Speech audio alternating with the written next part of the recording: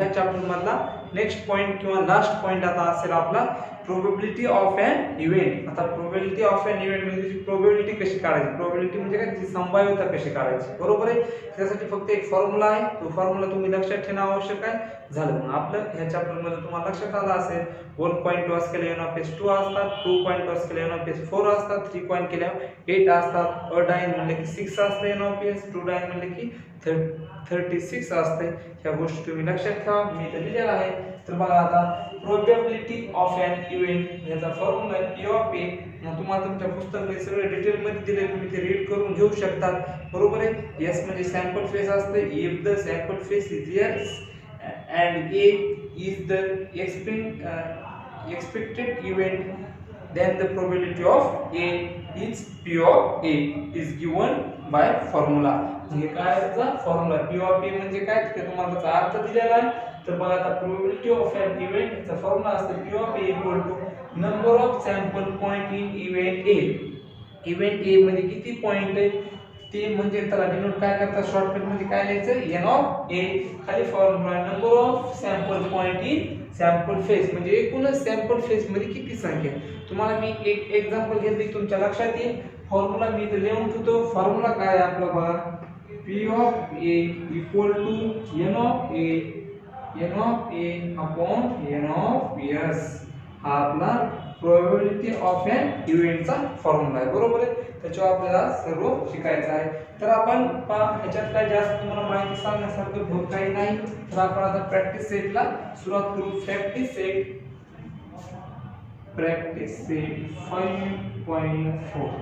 Practice set 5.4. तर पहा आता याच्यामध्ये फर्स्ट क्वेश्चन काय तर मी इथे रीड करतो. फर्स्ट क्वेश्चन असा दिलेला आहे, लक्ष द्या विद्यार्थी मित्रांनो. तर फर्स्ट क्वेश्चन असा, if 2 points are tossed find the probability of the following event 2 point. मग 2 पॉइंट टॉस लगेच तुमच्या लक्षात येते. 2 पॉइंट टॉस केले की एन किती असते 4. खाली म्हणते getting at least 1 head and getting no head. बरोबर आहे. एकही हेड नसणार आहे आणि गेटिंग ॲट लिस्ट 1 तरी हेड असलं पाहिजे. बरोबर आहे. तर ह्याच्या आधी मला सांगा तुम्हाला एन ऑफ एस काय, एन ऑफ एस काय असेल ते तुम्हाला सर्वांना सांगता येईल. तर बघा आता प्रॅक्टिस सेट 5.4 मधला फर्स्ट क्वेश्चन आहे. तर आपण याचा काय देऊ, सॅम्पल फेस देऊ. आपल्याला काय म्हणजे 2 पॉइंट मी ते देतो द सॅम्पल फेस. म्हणजे सॅम्पल फेस कशाने बोलतो, एस न. मला सांगा 2 पॉइंट पास मध्ये काय काय येत असते, H H, H T, T H आणि टी टी. बरोबर आहे. तर मला सांगा विद्यार्थी मित्रांनो, एन ऑफ एस किती झाले आपले 4. बरोबर आहे. आता त्याच्यामध्ये आपला आता इव्हेंट ए असं इव्हेंट बी काय दिले का नाही आपण त्याला मानू. फक्त आपल्याला पहिली घटना असं दिली त्यांना, भारतातली घटना मानू आपण. काय दिली, लेट मानलं. Getting at least 1 head. Let A be the event. Let A be the event. Let A be the event of the getting. हा क्वेश्चन मध्ये दिले ऑफ द गेटिंग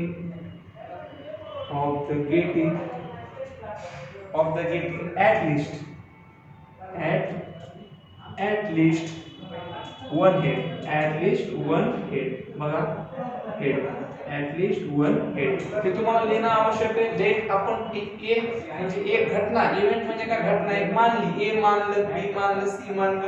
आता तुम्ही म्हणता ए का मानलं, आपल्या फॉर्म्युल्यात ए असते तुम्ही बी मानू शकता. सेकंडला बी मानून let A be the event of the getting at least 1 head. म्हणजे याचा अर्थ समजला असेल की तुम्हाला काय म्हणते याच्यात 1 एक तरी एच असणार किती. तर मग लगेच मी लिहिणार ए. आपण ए मानले तर ए बघा काय येणार, एक तरी एच असणार आहे. एक इथं आहे, इथं आहे, इथं आहे. बरोबर आहे. तर मग देअरफॉर सांगा मला एन ऑफ ए किती आलं आपलं, एन ऑफ ए किती आलं आपलं 3. बरोबर आहे. तर मग आता ह्याची आपल्याला प्रोबॅबिलिटी काढायची. प्रोबॅबिलिटी इक्वल टू फॉर्म्युला असते P of A equal to काय असते, N of A upon N of S. S म्हणजे टोटल, कधी टोटल खाली असते. तर मग मला सांगा एन ऑफ ए किती आपलं 3, एन ऑफ एस किती आपलं 4. मग काय झाले 3/4. आलं लक्षात. तर आता बघा सेकंड क्वेश्चन, सेकंड कंडिशन आपल्याला असं दिली, गेटिंग नो हेड मी let B the the, let be the event of getting of getting no head सांगा किती नो हेड म्हणजे एकही हेड नसणार काय फक्त टी, तर मग मी इथे लिहिणार काय लिहिणार बी ऑफ, बरोबर आहे किती फक्त मग एक टी म्हणजे n of b equal to 1, तर मग इथे p of a कसं काढतात, फॉर्म्युला कसा येणार p of b equal to, कारण आता इथे a होतं म्हणून इथे b, मग p of b equal to n of b upon n of s, n of b काय 1, n of s काय 4, म्हणजे 1/4 ही त्याची झाली प्रोबॅबिलिटी. आला असं सर्वांच्या लक्षात, बरोबर आहे. तर बघा ह्याच्यात काही अवघड असं नाहीच, आपला 2 पॉइंट पास म्हणलं n of s 4 काढलं, नंतर जी काय कंडिशन दिली ती करायचा, फॉर्म्युला वापरायचा. चला लिहून घ्या.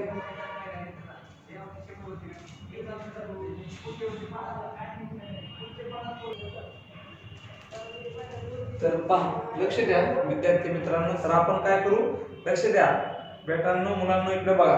तर पहा आता सेकंड क्वेश्चन मध्ये आता आपल्याला असं दिलेलं आहे की सेकंड क्वेश्चन काय म्हणते ते बघू आधी आपण. सेकंड क्वेश्चन मध्ये म्हणते if two die are rolled simultaneously find the probability of the following event. तीन इव्हेंट दिले तिथे आपण ए मानू, बी मानू, सी मानू, बरोबर आहे. तर टू डाय म्हणजे तुम्हाला लक्षात डोक्यात लगेच क्लिक झाला असेल की एन ऑफ एस किती येणार 36, म्हणून मी इथे लिहितो बघा काय लिहिणार मी तर टू डाय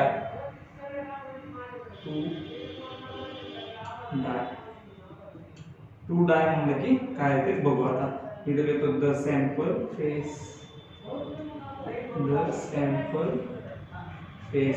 बरोबर आहे.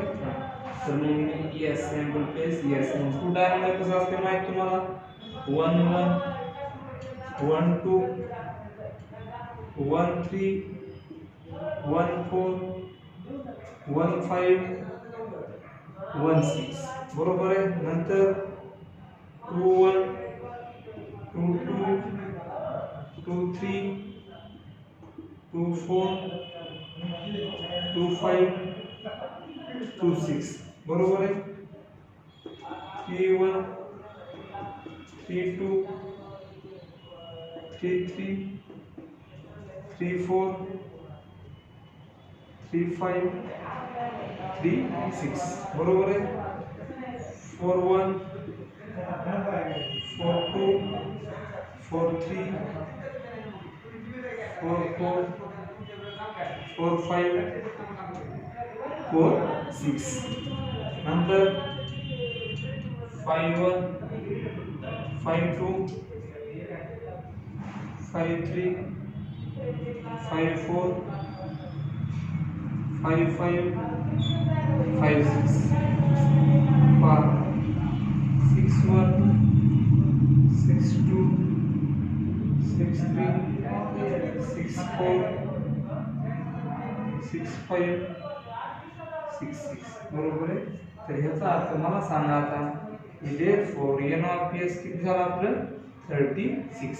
बघू आता आपण एक एक क्वेश्चन. तर फर्स्ट असा दिलाय the sum of the digit on the upper face is least 10, म्हणजे वरी आता वरी जे काय आपले फेस आले किंवा जे काय गट आले तर त्याच्यापैकी किती जणांची बेरीज कमीत कमी 10 येते. जास्त किती हो आपल्याला काय घेणं देणं नाही. तर असं मराठीतून अर्थ होते पृष्ठभागावर अंकाची बेरीज कमीत कमी किती असणे 10 असणे, म्हणजे ह्या पृष्ठभागावर किती असे गट आहेत त्यांची बेरीज कमीत कमी काय येते 10 येते, बरोबर आहे. तर मग मी इथे लिहितो आता एक number let A be the event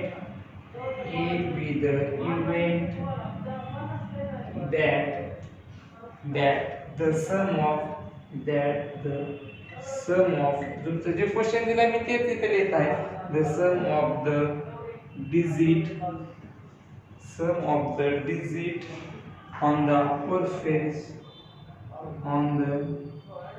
upper face is upper face is काय म्हणते ॲट लिस्ट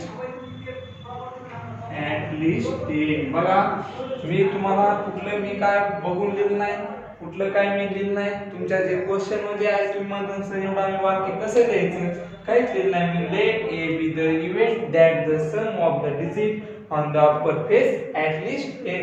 म्हणजे वरीलपैकी किती असे गट आहेत की त्यांची बेरीज कमीत कमी किती आली पाहिजे 10. तर मग मला हे सांगा काय काय आले ते गट 10 बेरीज इथून 4 6 नंतर 5 1 2 5 5 5 5 5 5 5 6 6 6 6 6 4 6 4 6 5 आणि 6 6 किती झाले मग पाहिजे 1 2 3 4 5 6. तर therefore n of p किती झाले आपले 6. याचा काय करायचं का प्रोबॅबिलिटी काढा formula. therefore p of a equal to n of a upon n of s. बरोबर आहे, लक्ष द्या. तर n of a काय आपले n of a किती आले 6. n of s किती आहे 36. करा कॅल्क्युलेट 6 7 किती येणार आहे 36. तर मग p of a किती आलं 1/6 आलं सर्वांच्या लक्षात. आता सेकंड क्वेश्चन म्हणजे सेकंड काय दिले बघू त्याच्यात. सेकंड तर हे मी मोडतो मुलांना लक्ष द्या. तर सेकंड क्वेश्चन असा म्हणतोय the sum of the digit in upper face is 36. म्हणजे हा क्वेश्चन तर तुम्हाला फसवण्यासाठीच दिलाय. म्हणजे ह्याचा अर्थ काय होतोय की पहिल्या भागावरील म्हणजे पृष्ठभागावर अंकाची बेरीज 33 असणे. मला सांगा त्या कोणत्या तरी एकाची जर बेरीज केली तर 33 येईल का. मॅक्झिमम किती येणार आहे 12. बरोबर आहे. तर मग आन्सर कसं लिहितात बघा. Let B be the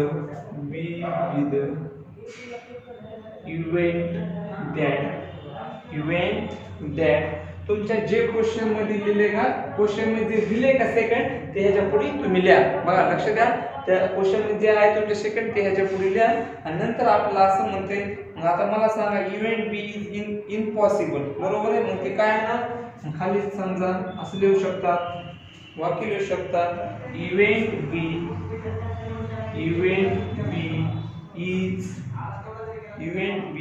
is an impossible event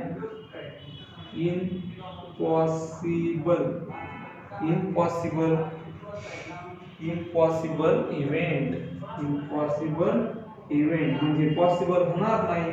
तर मग b इज काय ना empty. म्हणजे ह्याचा अर्थ n of b equal to किती येणार 0. n of b किती येणार 0. तर मग आता फॉर्म्युला वापरा p of b equal to n of b upon n of s 0 upon 36. याचा अर्थ येते 0. का 0 आलं कारण ते म्हणते की काय म्हणते ते की वरील पैकी कितीची बेरीज कितीची ऍडिशन 36 येते 33 येते. तर सगळ्यात मॅक्सिमम बेरीजच आपली किती येणार आहे 12. बरोबर आहे. तर ह्याच्यापेक्षा जास्त येणार आहे का नाही. मग event B is an impossible event म्हणजे इम्पॉसिबल शक्यच नाही होणार की आपल्याला इव्हेंट बी 36 त्याची ऍडिशन येऊ शकते. तर आता इव्हेंट सी असं काय सी काय दिलाय बघू आता.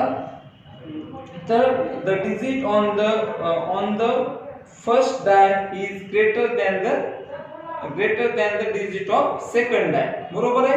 तर बघा ह्याचा अर्थ असा होतो की पहिल्या फाशावरील अंक दुसऱ्या फाशावरील अंकापेक्षा मोठा असणे. म्हणजे पहिला आता समजा गट आहे पहिल्या फासावरील अंक हा दुसऱ्या फासावरील अंकापेक्षा कसा असणे मोठा असणे. तर मग तुम्ही आता सांगतो म्हणजे ह्याचा अर्थ होतोय की पहिली संख्या काय असली पाहिजे मोठी असली पाहिजे. बघा काय म्हणतंय the digit on the first die is greater than the digit on the second die. म्हणजे सेकंड डाय पेक्षा पहिला अंक कसा असला पाहिजे मोठा असला पाहिजे. तर मग आता बघा इथं थर्ड नंबरचा क्वेश्चन इथे बसणार नाही हे तुम्ही एवढं लिहून घ्या. नंतर मी त्याच्यानंतर थर्ड नंबरचा क्वेश्चन सांगतो.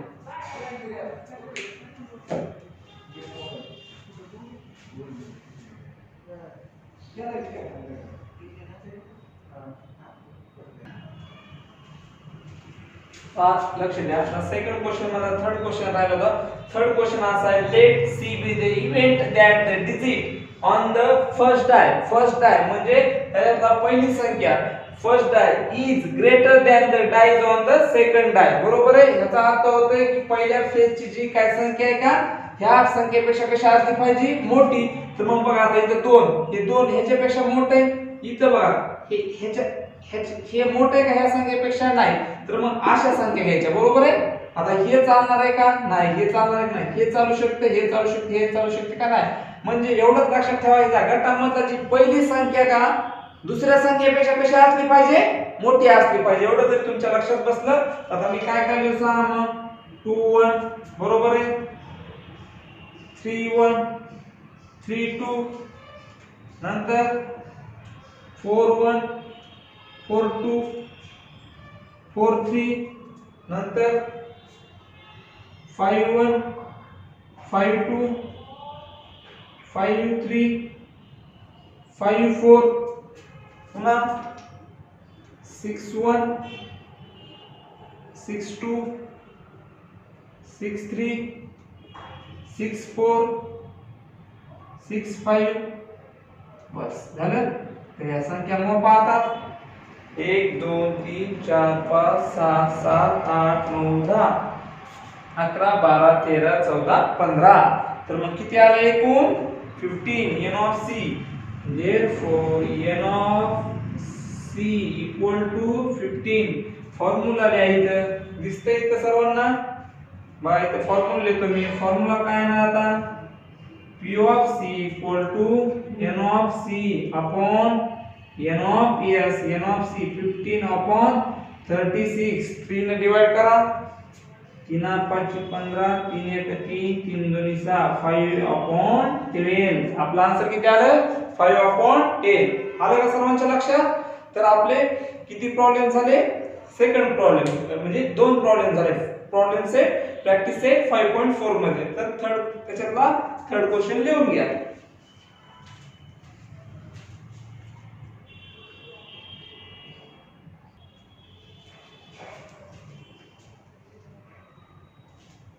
तर पहा आता अशा प्रकारे आपण सेकंड क्वेश्चन इथं पूर्ण झाला. अशा प्रकारे आपण सेकंड क्वेश्चन इथं पूर्ण केलेला आहे. तर पहा आता इकडे थर्ड क्वेश्चनला आपण सुरुवात करू. आता थर्ड क्वेश्चन काय दिलं पहा इकडे. तर थर्ड क्वेश्चन असा म्हणतोय there are the 15 tickets in the box. म्हणजे 15 तिकीट्स. 15 तिकीट आहेत. किती तिकीट आहेत 15 तिकीट आहेत एका बॉक्स मध्ये. मग ते काय म्हणतंय is one of the number from 1 to 15. म्हणजे 15 तिकिटावर काय करते प्रत्येक तिकिटावर 1 ते 15 अशी संख्या लिहिली आहे. बरोबर आहे. म्हणजे असे बघा अशी तिकीट आहेत. समजा अशी किती तिकीट आहेत 15. त्याच्यावर काय नंबर दिले 1 2 3 4 असे 15 पर्यंत नंबर दिले. तर ते म्हणतंय one ticket is drawn at the random from the box. म्हणजे याचा अर्थ होते त्या पेटीतून एक तिकीट यादृच्छिक पद्धतीने काढायचं. कसं random from the box. The find the probability of the event that the ticket drawn. बरोबर आहे. म्हणजे 1 पासून 15 पर्यंत त्याच्यावर लिहिलेत. म्हणजे याचा अर्थ की n of s 15 आहे ना. काहीच नाही म्हणले खाल्ला इव्हेंट म्हणले इव्हन नंबर काढायचे. पुन्हा काय म्हणते show the number which multiple 5. 5 च्या पटीत असण्यास. बाकीच्या गोष्टी कशाला एवढं बघा लक्ष द्या. मग आता मी सॅम्पल फेस काढलेला बघा. तुम्हाला हा चॅप्टर खूप सोपा आहे. 8 मार्क पडून जातात. बघा आता मी इथे लिहितो s इक्वल टू 1 पासून 15 पर्यंत 1 2 1 3 4 5 6 7 8 9 12 10 11 12 13 14 15. बरोबर आहे. तर मग n ऑफ s किती झालं n ऑफ s किती झालं 15. बरोबर आहे. तर आता फर्स्ट त्याच्यातला काय म्हणला इव्हेंट हे बघू. आता मी लिहितो इथं let a be the event. बरोबर आहे. a be the event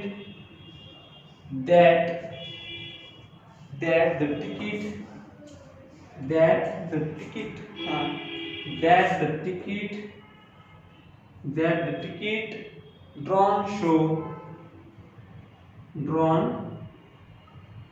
shows an even number म्हणजे याचा अर्थ एकच होतोय की वरील पैकी किती इवन नंबर आहेत. तर मग मी लिहितो a equal to even number म्हणजे सम संख्या 2 4 6 8 10 12 आणि 14. तर n ऑफ a किती झालं 6 मुलांनो 3 3 6 आणि 1 7. मग n ऑफ a किती आलं आपलं 7. तर फॉर्म्युला माहिती आहे तुम्हाला p of a equal to n of a upon n of s. मग n of a किती 7 upon 15 झाले फर्स्ट क्वेश्चन. बरोबर फर्स्ट आन्सर झाला. आता सेकंड बघा आपल्याला असंच म्हणलं सेकंड बी ड्रॉन शो बघा. आता सेकंड काय म्हणते मी इथे लिहितो let B be the event that the ticket drawn show let be the event that the ticket drawn show काय म्हणते question drawn show a number काय म्हणते a number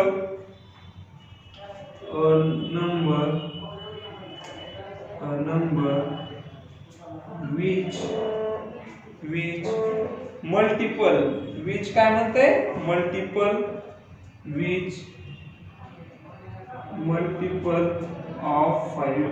multiple of 5 बरोबर आहे. तर बघा लक्ष द्या let be the event of that ticket drawn show a number which multiple of 5. बघा समजा जर तुम्हाला एक्झाम मध्ये एवढं काहीच आठवत नसले तर तुम्ही असं लिहू शकता let be the event that the multiple of 5 number which multiple of 5 किंवा डायरेक्ट असं लिहू शकता let be the काय ते म्हणले show the number which is multiple of 5. मी तर काय लिहिले बघा हे तुम्हाला वाक्य फक्त लिहिण्यात थोडा अडचण आहे. मी काय लिहिले let be the event that the ticket drawn show number which multiple of 5.